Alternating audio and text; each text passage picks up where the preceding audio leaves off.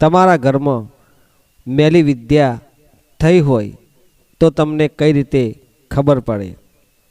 તમારા ઘરમાં કોઈ ખરાબ શક્તિ હાજર છે એવી તમને કઈ રીતે ખબર પડે? ઘરમાં અચાનક નકારાત્મક વધવા લાગે. આપણા જીવનમાં ઘણી વખત એવું બને કે ચારે બાજુ તમને મન ન લાગે, સારું થતું થતું અટકી જાય અને ખૂબ નિરાશા અનુભવો. દરેક કામમાં અડચણ ઊભી થાય, કોઈ કામ ન થાય, ઘરની વસ્તુઓ બધી વિચિત્ર લાગવા લાગે. મનમાં જાણે અજાણે ડર એટલે કે ભય લાગે. તમે જાણો કે આવું બધું કેમ થાય. ઘરના લોકો તમારા વિરુદ્ધ જાય, તમારા મિત્રો પણ તમારાથી ફરી જાય, ધંધામાં નફો ન મળે, નુકસાન થાય, નોકરીમાં પણ અડચણ ઊભી થાય, ઘરમાં કંકાસ થાય, કજિયા થાય, ભાઈ ભાઈમાં, ભાઈ બહેનમાં શંકાઓ ઊભી થઈને તમને વેર ઝેરમાં તમે જીવનમાં ઘરમાં દુઃખ ઊભું થઈ જાય. એટલે આ બધી ઈચ્છાઓ આપણી વિરુદ્ધ થાય એટલે આપણા ઘરમાં નકારાત્મક શક્તિ પ્રવેશી હોય એવું આપણને લાગે, જેના કારણે આપણા જીવનમાં નિરાશા વધી લાગે છે અને તકલીફ વધવા લાગે છે. એને આપણે નકારાત્મક શક્તિ કહીએ છીએ.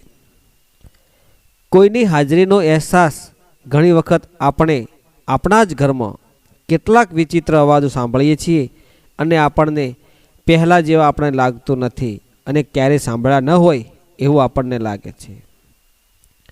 જાણે કોઈની હાજરી સાંભળીને અચાનક દરવાજો ખુલ્યો હોય, કંઈક ખજવાળવાનો, કંઈક પડવાનો, જેના કારણે આપણને ખ્યાલ આવે કે આપણા ઘરમાં સાનો અવાજ આવે છે અને જાણી અજાણી વ્યક્તિ આપણા પર હાજર છે એવું આપણને લાગે છે.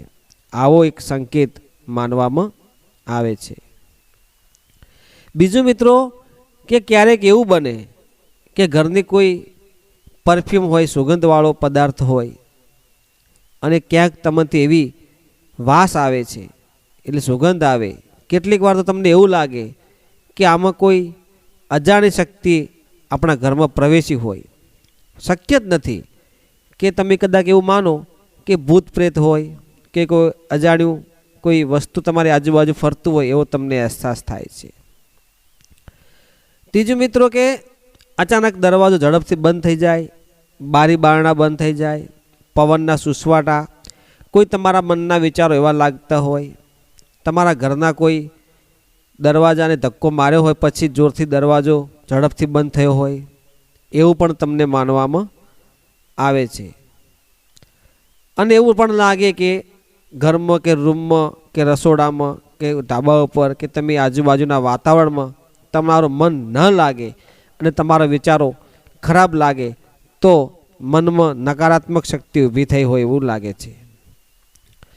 બીજું, કે તમારા ઘરની દિવાલો પર વિચિત્ર ફિલ્મો દેખાવી, ગંદુ ગંદુ ચિત્રો દેખાવા, કોઈ વ્યક્તિ હોય અને ન હોય એવો સંકેત તમને મળે.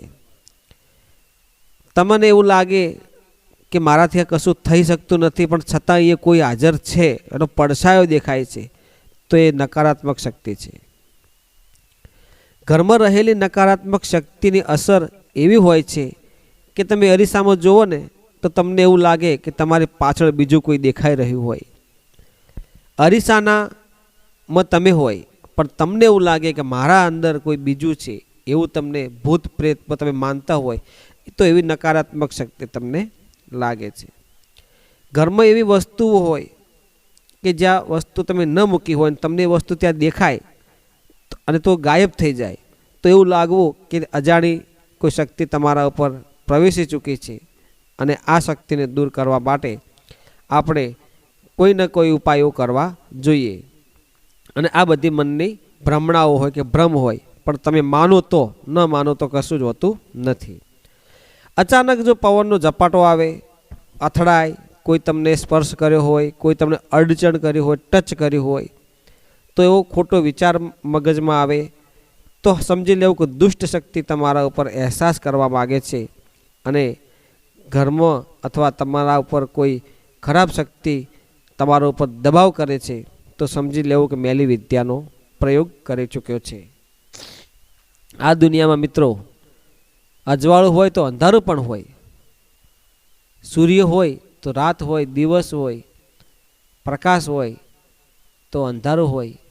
એટલા માટે કોઈ પણ વસ્તુને માનવું ન માનવું એ આપણા પર ડિપેન્ડ કરે છે. અને મેલી વિદ્યા થઈ હોય તો એનાથી બચવાના કેટલાક સાત્વિક ઉપાયો આપણે બીજા વિડીયોમાં જણાવવાની કોશિશ કરશું. અથવા તમે માનો ત્યાં સુધી આવા ઉપાય જો તમે જાતે કરી શકો તો તમારા કુળદેવીનું નામ, તમારા ઈષ્ટદેવનું નામ લઈ અને એમની સાચી સેવા પૂજા ભક્તિ કરવી, બની શકે એટલું ધર્મ પૂર્ણ કરવું, જેનાથી તમારું જીવન સફળ બને.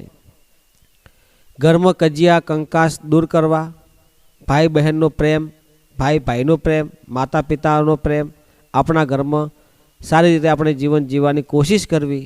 જો આપણા ઘરમાં એકતા હશે, આપણા ઘરમાં સંપ હશે તો કોઈ પણ મેલી વિદ્યા આપણા પર હાવી અસર કરશે નહીં. અને દુનિયાના કલરમાં ન જીવવું, આપણે આપણી મોજમાં અને આપણા ભક્તિના રંગે રંગાઈ અને ધર્મના કાર્યોમાં રહેવું. જય ગુરુદેવ, જય માતાજી.